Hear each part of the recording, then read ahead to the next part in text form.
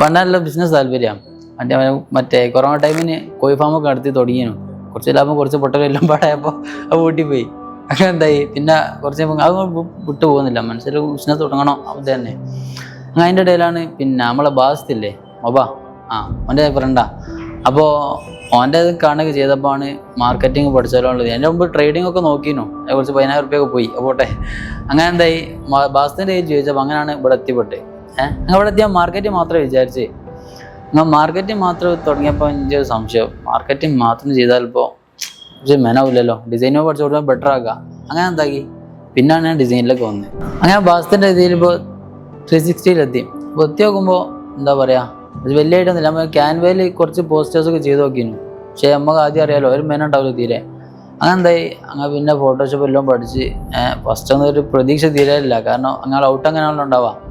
ആർക്കും ചെയ്ത് കൊടുക്കുമ്പോൾ ഇത് ഇവിടെ നോക്കി ചെയ്താൽ ക്യാൻവ നോക്കി ചെയ്താൽ ആദ്യം ചോദിക്കാം. പിന്നെ എന്തായി കുറച്ച് ഭാഗം കഴിഞ്ഞപ്പോൾ ആൾക്കാർ ഇങ്ങോട്ട് എന്താ പറയുക ഡിസൈൻ അങ്ങോട്ട് സ്വീകരിക്കുമ്പോഴുള്ള സന്തോഷം ഉണ്ടല്ലോ, അത് വേറെ തന്നെ. അപ്പോൾ അതിനുശേഷം കുറച്ചും പാടെ എന്താക്കണേ കുറച്ചും പാടെ എന്താ പറയുക മോട്ടിവേറ്റഡ് ആവുന്നത്. പിന്നെ കുറച്ച് അപ്ഡേഷൻ അങ്ങോട്ട് വന്ന് 6 മാസം കഴിഞ്ഞപ്പോഴത്തേക്ക് തന്നെ ഒരു ക്ലയൻറ്റിനെ എങ്ങനെ ഡീൽ ചെയ്യാൻ പഠിക്കാൻ കഴിഞ്ഞ്. എന്ന് വെച്ചാൽ എന്താ പറയുക ഓരോ ടൈപ്പ് മനുഷ്യന്മാരെല്ലാം ഉണ്ടാവാം, വെറുതെ സ്വഭാവം മാറ്റുണ്ടാവും. അപ്പോൾ ഒരു ക്ലയൻറ്റിനെ കണ്ടാൽ ഫസ്റ്റ് കുറച്ച് എന്താ പറയുക ഒരു ടെൻഷനൊക്കെ ഉണ്ടാവും. ഓരോ സംസാരിക്കാൻ എന്താ കിട്ടൂല. പിന്നെ ഒരാൾ സംസാരിച്ച കുറച്ച് എക്സ്പീരിയൻസ് ആയി. പിന്നെ അടുത്ത സംസാരിക്കുമ്പോൾ എന്തായി കുറച്ചും പാടെ ബെറ്ററായി കൊണ്ടുവരാം. അങ്ങനെ ഒരുപാട് കാര്യങ്ങൾ പറഞ്ഞ് ഇപ്പോൾ ഏകദേശം ഒരു 3-4 ക്ലയൻറ്റ്സ് ഉണ്ട്. അതിൽപ്പെട്ട വലിയൊരു ക്ലയൻറ്റാണ് ടാക്കോസ് പറഞ്ഞത്. അപ്പോൾ അതിൻ്റെയൊക്കെ വർക്ക് എടുക്കുകൊണ്ട് കുറച്ചും പാടെ എക്സ്ട്രാ കോൺഫിഡൻസ് ആണ്. ഇപ്പോൾ കുറച്ചും പാടെ ബെറ്റർ ആക്കി കഴിഞ്ഞ് വേറെ ഫോമ പറഞ്ഞൊരു ഏജൻസി സ്റ്റാർട്ട് ചെയ്യണമെന്നുണ്ട് ഇൻഷാ അള്ളാ.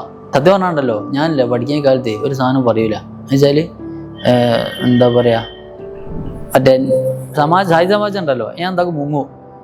പിന്നെ അത് കഴിഞ്ഞിട്ട് പിന്നെ ക്ലാസ് കയറിയില്ല. പിന്നെ ഇപ്പോൾ ഉണ്ടല്ലോ ഇപ്പോൾ കുറച്ചും പാടെ ഇവിടെ സംസാരിക്കാൻ തുടങ്ങിയപ്പോൾ ബെറ്ററായി. എൻ്റെ ചെങ്ങന്മാർ ചോദിക്കുക അല്ല ഈ ഇപ്പം ഇങ്ങനെയൊക്കെ പറയുമെന്ന്. അവരുടെ കുറച്ചുപാടെ ബെറ്റർ എന്തായാലും വേണ്ടേ അങ്ങനെ ചോദിക്കില്ല. 6 മാസം മുമ്പ് വരെ എനിക്ക് ഒരാൾ മുമ്പിൽ നിൽക്കാനാവില്ല. ഇനി അപ്പോൾ 6 മാസം കഴിഞ്ഞ വെച്ചാൽ ഇവിടെ എത്തിയതിന് ശേഷം ഇതിൽ എക്സ്ട്രാ കോൺഫിഡൻസ് വന്ന് ഇപ്പോൾ ആൾക്കാരുടെ മുമ്പിലും ക്ലയൻറ്റിൻ്റെ മുമ്പിലും ഒക്കെ ഡീൽ ചെയ്യാനൊക്കെ കഴിയുന്നുണ്ട്. ആൾക്കാർ സംസാരിക്കാനൊക്കെ കഴിയുന്നുണ്ട്. ഈ ലെവലിലൊക്കെ ഞാൻ ആവാൻ കാരണം 360 തന്നെയാണ്.